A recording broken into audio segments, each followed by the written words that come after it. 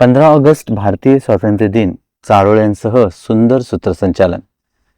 मित्रांनो, येणाऱ्या 15 ऑगस्ट कार्यक्रम संस्मरणीय करण्यासाठी या व्हिडिओमध्ये विविध आकर्षक चारोळ्यांसह या कार्यक्रमाचे सूत्रसंचालन कसे करायचे याची माहिती देण्यात आलेली आहे. हा व्हिडिओ आपल्याला नक्कीच आवडेल.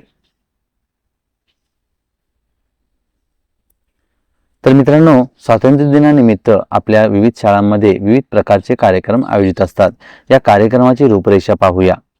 सर्वप्रथम उपस्थितांचे स्वागत, ध्वजारोहण कार्यक्रम, राष्ट्रगीत, ध्वजगीत, देशभक्तीपर गीत गायन, कार्यक्रमाचे प्रास्ताविक, मान्यवरांचे मनोगत, त्याचबरोबर मुलांची भाषणे, सांस्कृतिक कार्यक्रम, बक्षीस समारंभ कार्यक्रम, मान्यवरांची भाषणे आणि आभार प्रदर्शन आणि वंदे मातरम कार्यक्रम आणि त्याचबरोबर सर्व उपस्थितांना खाऊ वाटप कार्यक्रम या कार्यक्रमांचा समावेश होतो. आपल्या शाळेमध्ये वेगळ्या प्रकारचं नियोजन असेल तर तशा पद्धतीनं आपण आपल्या रूपरेषेमध्ये बदल करू शकताय. आता या रूपरेषेप्रमाणे सूत्रसंचालन कसे करायचे ते पाहूया. त्रिवार वंदन त्या वीरांना ज्यांनी भारत घडविला, रक्ताच्या प्रत्येक थेंबाने स्वातंत्र्याचा दीप उजळविला, तिरंग्याचा मान राखण्याचा करूया आज पण, जय हिंद जय भारत असा दुमदुमू दे आजचा हा प्रांगण, आजचा हा प्रांगण. आदरणीय प्रमुख पाहुणे, माननीय उपस्थित मान्यवर, मुख्याध्यापक, शिक्षक वृंद, पालक आणि माझ्या प्रिय विद्यार्थी मित्रमैत्रिणींनो, आपणा सर्वांना भारतीय स्वातंत्र्य दिनाच्या हार्दिक शुभेच्छा. आजचा दिवस म्हणजे आपल्या राष्ट्राच्या स्वाभिमानाचा, त्यागाचा आणि अमर बलिदानाचा दिवस. या पवित्र प्रसंगी आपण सर्वजण एकत्र आलो आहोत. चला कार्यक्रमाला सुरुवात करूया. केशरी रंग त्याग शिकवतो, पांढरा देतो शांतीचा संदेश, हिरवा रंग आहे समृद्धीचा, अशोक चक्र प्रतीक आहे प्रगतीचा. आता आपण सर्वजण ध्वजारोहणासाठी सज्ज होऊया. मित्रांनो, आमच्या शाळेचे मुख्याध्यापक सन्माननीय श्री कदम सर यांनी ध्वजस्तंभाचे पूजन आणि ध्वजारोहण करावे अशी मी त्यांना विनंती करतो. तर मित्रांनो, या ठिकाणी आपल्या शाळेमध्ये ध्वजारोहणाचा कार्यक्रम ज्यांच्या हस्ते होणार आहे त्यांचं नाव आपण इथे घ्यायचे आहे आणि त्यांना ध्वजारोहणाची विनंती करायची आहे. ध्वजारोहण कार्यक्रम चालू असताना कोणत्या सूचना द्यायच्या आहेत ते बघूया. तर मित्रांनो, यावेळी सर्व मुलांना सावधान स्थितीत उभे करावे. ध्वजारोहण झाल्यानंतर सर्वांना ध्वजाला सलामी देण्याची ऑर्डर द्यावी आणि राष्ट्रगीत गायनास सुरुवात करावी. राष्ट्रगीत गायनानंतर राज्यगीत, झेंडागीत आणि देशभक्तीपर गीतांचे गायन घेण्यात यावे आणि त्यानंतर विविध घोषणा देण्यात याव्यात.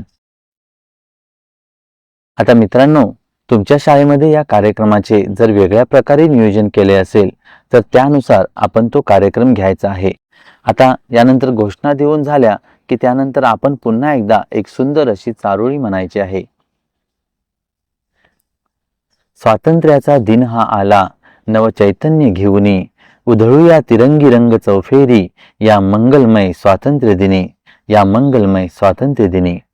तर मंडळी, आजच्या या मंगलमय दिवसाच्या सर्वप्रथम तुम्हा सर्वांना शुभेच्छा.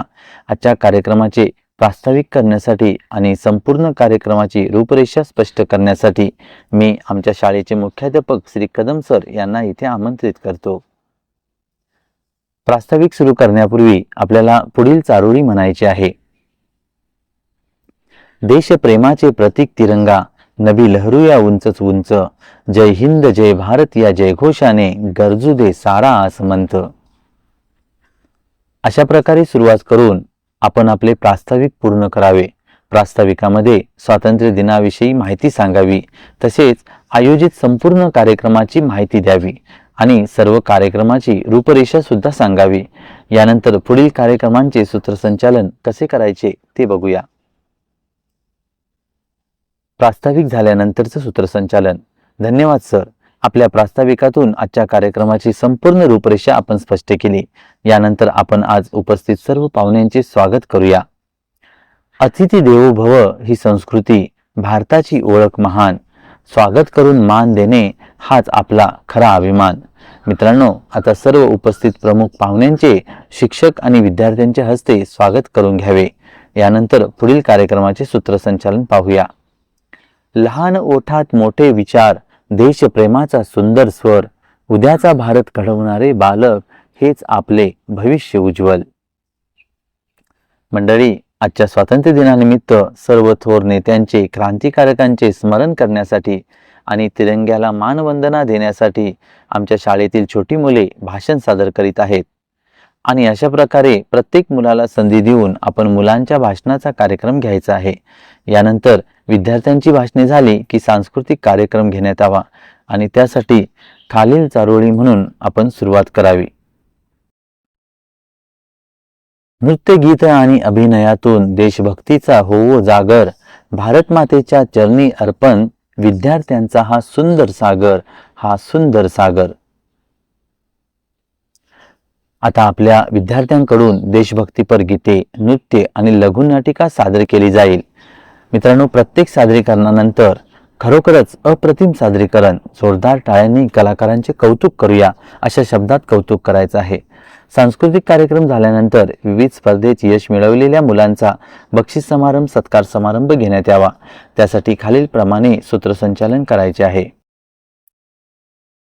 परिश्रमांना मिळतो सन्मान, कर्तृत्वाला मिळतो वाव, अशा गुणी विद्यार्थ्यांचा करूया आज मनापासून गौरव, करूया आज मनापासून गौरव. तर मित्रांनो, आपल्या शाळेतील यशस्वी गुणवान विद्यार्थी तसेच शिक्षक यांचा गौरव कार्यक्रम आपण यावेळी घ्यावा. त्यांना प्रमुख मान्यवरांच्या हस्ते बक्षीस देऊन त्यांचा सत्कार करावा. यानंतर पुढील कार्यक्रमाचे सूत्रसंचालन पाहूया. अनुभवांचे बोल अमृताचे, प्रेरणा देतात जगण्याला, यशस्वी जीवनाची दिशा मिळते योग्य विचार ऐकण्याला. यानंतर आजच्या कार्यक्रमानिमित्त सर्व विद्यार्थ्यांना मार्गदर्शन करण्यासाठी आपल्या कार्यक्रमाचे प्रमुख पाहुणे श्री शंकर राठोड यांना इथे आमंत्रित करतो. अशा प्रकारे सर्व प्रमुख मान्यवरांना मार्गदर्शनासाठी आमंत्रित करावे. यानंतर शेवटचा कार्यक्रम म्हणजे आभार प्रदर्शन. त्यासाठी खालीलप्रमाणे सूत्रसंचालन करावे.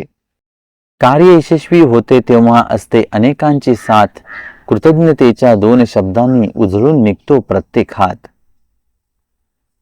आभार प्रदर्शन करण्यासाठी आमचे सहकारी शिक्षक श्री प्रकाश माने सर यांना इथे आमंत्रित करतो.